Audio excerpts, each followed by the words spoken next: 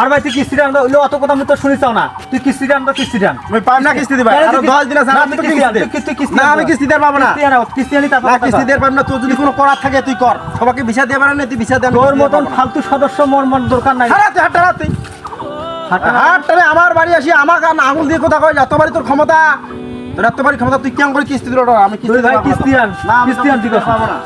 তোর মতন ফালতু সদস্য থেকে ফালতু আবার কথা কই না কেন তুই আবার কোনো কথা কইবি না ফালতু লোক আবার কোনো কথা কিস্তি না দিয়া ওই মনে করেন বেরাসে সারা দিন অতি ওই মনে করেন কিস্তি 10 দিন আগে কিস্তি দিই আরে আমরা মনে করেন অফিসে মনে করেন আমার একটা যে আমার চাপ শুরু হয়ে গেছে সামনে একটা ঈদ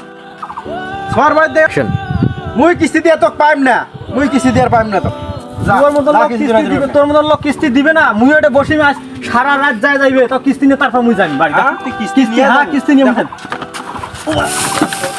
ঠিক মারো তোর কিস্তি যাও কিস্তি দিন হয় আর তোর কিস্তি দিয়ে পাইম না যখন তোর কোন বাপ আছে ধরিয়া তো কিস্তি নিয়ে পাই